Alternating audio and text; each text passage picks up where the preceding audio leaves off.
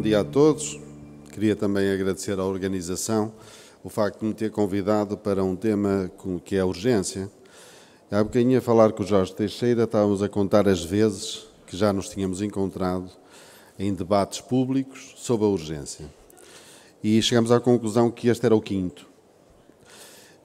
Portanto, não há dúvida nenhuma que com 5 encontros pode-se considerar que já há aqui uma paixoneta, mas, de facto, não pelo Jorge, mas pelo assunto em si. E conseguimos ter visões realmente completamente diferentes e que, quanto a mim, só não estou de acordo que sejam puramente fruto do percurso que nós tivemos. É que realmente nós somos homens de convicções e eu estou convicto, porque continuo a fazer até a urgência, de que realmente o caminho não é o dele, e ele está convicto do contrário, não propriamente pelo percurso que fez, mas porque é isso que é a sua própria convicção. Portanto, há vários anos que me oponho publicamente à criação de equipes profissionalizadas de urgência. E irei fazê-lo até que a voz me doa e me quiserem ouvir. Não é bom para os internistas serem retirados do serviço de urgência.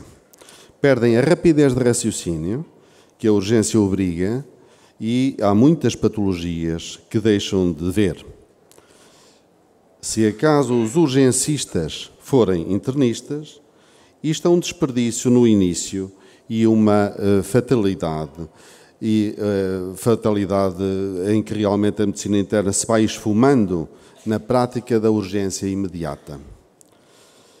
A urgência em Portugal é muito diferente da maior parte dos países que há bocadinho o Dr. Jorge Teixeira se quis comparar. E para isso basta, por exemplo, olhar para este quadro que vos trago, que aliás aqui o Dr. Luís Campos também dá aqui uma coisinha nestas letrinhas pequeninas, isto é do Jornal Público, mas que realmente mostra até que ponto é que nós somos diferentes. Por exemplo, diz-nos de que realmente, enquanto a média dos países da OCDE vão 30,8 em 100 habitantes à urgência, nós temos mais do dobro, com 70. E isto é muito diferente, em números, imediatamente. Mas, para além desta diferença, há outras pequenas, se a gente ler bem o artigo, se apercebe de outras diferenças não menos importantes. Uma delas é que o recurso ao serviço de urgência em Portugal é, em 80% dos casos, a doença.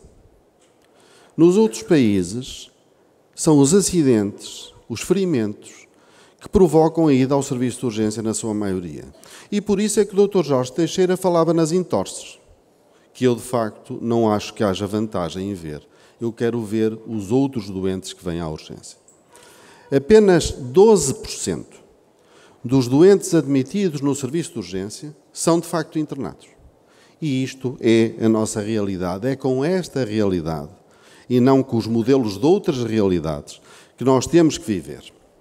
No Centro Hospitalar do Porto, o meu hospital, no ano 2015, houve, retirando a obstetrícia e a ginecologia, 120 mil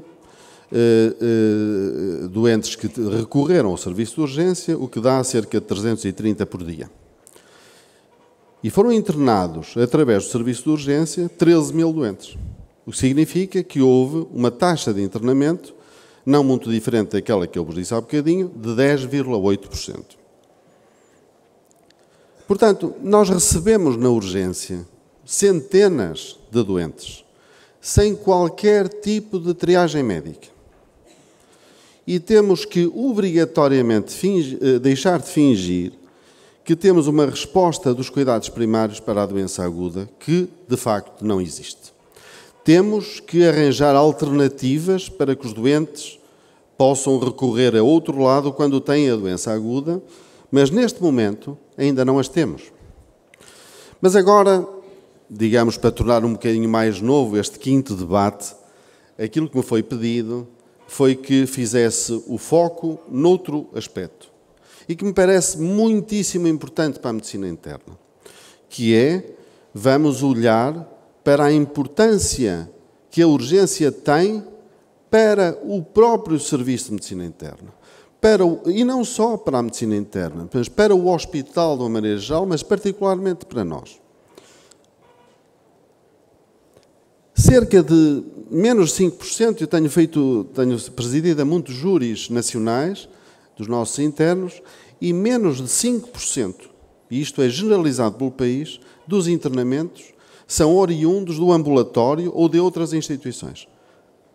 Isto é, 95% dos doentes são internados pelos serviços de urgência, diretamente, ou após a passagem pelos cuidados intermédios ou intensivos, que corresponde a 10% a 15%. Isto é perfeitamente generalizado por todo o país. Nos Estados Unidos, que também gostamos de ver as séries e que nos comparamos, a maior parte das admissões hospitalares é feita através de jornalistas da comunidade, que até participam no tratamento dos seus doentes, quando estão internados. E, portanto, o modelo das séries televisivas americanas, bastante interessantes, normalmente porque põem algum caso amoroso a tornar os episódios ainda mais interessantes, mas, de facto, não é o nosso modelo. De facto, são sítios dissociados normalmente do hospital, a não ser no trauma e na cirurgia emergente. Não é esta a nossa realidade. E o serviço de urgência é, de facto, a porta escancarada dos serviços de medicina. E não podemos fazer disto uma barragem.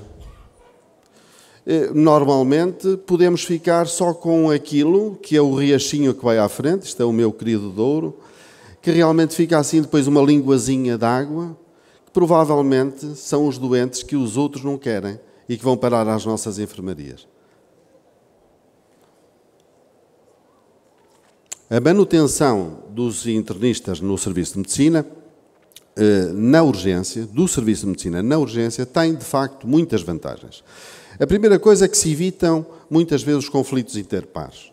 Isto é, se nós temos, mesmo que sejam internistas, mas que não têm relação nenhuma com o serviço, há muitas vezes conflitos. Ainda há pouco estava a falar com o meu amigo Carlos Ribeiro, em que dizia muitas vezes até que ponto é que havia conflitos, que internistas que tinham feito o internamento do doente no dia anterior e que no dia seguinte não era compreendido porque é que realmente tinha sido o doente internado, mas de facto até podia haver razão, mas o colega já não estava lá porque ele não está relacionado com o serviço.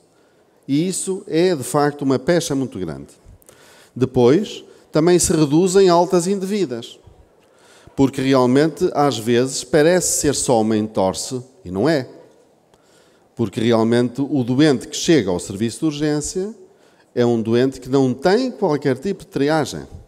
Não sabe se tem uma doença grave ou não, e, portanto, pode realmente ocorrer altas, se realmente quem está a ver o doente não são internistas.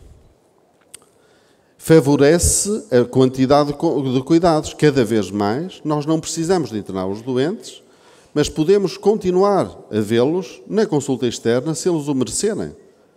Mas para isso nós precisamos de estar dentro do serviço para que isto tenha uma continuidade.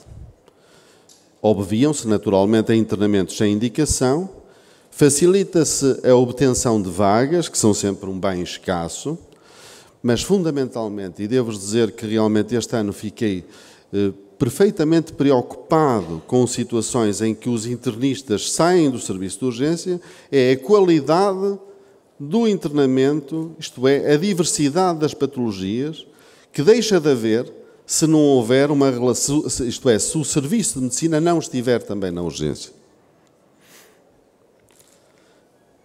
As urgências profissionalizadas, talvez eu venha a concordar, talvez nessa altura já devo estar num lar qualquer, com o Dr. Jorge Teixeira, quando houver um livre acesso da população ao médico assistente e que ele tenha meios para a resolução da maior parte das situações da doença aguda. Os serviços de urgência receberem dezenas e não centenas de doentes e grande parte deles com triagem médica adequada, ou os únicos doentes com acesso direto forem os emergentes, ou a maior parte dos internamentos do serviço de medicina forem através da consulta externa ou do seu médico de família, melhorando exponencialmente o diálogo que agora todos reconhecemos não existir. Enquanto não houver mudanças significativas nos cuidados primários e no serviço de urgência, talvez seja possível assegurar a presença de internistas no serviço de medicina num esquema misto. Internistas mais velhos no horário clássico, distribuído por serviço de urgência, enfermaria e consulta externa. Internistas mais novos, com alternância de horário de trabalho cada 6 meses, por exemplo, em que 6 meses estavam serviço de urgência e consulta externa, isto é, a consulta externa mantinha-se sempre como elo de ligação com o serviço, e, passados 6 meses, passariam a enfermaria e consulta externa. E, portanto, isto manteria a ligação entre os internistas e o serviço de urgência. Portanto, quais são as minhas conclusões e convicções que sempre as tive?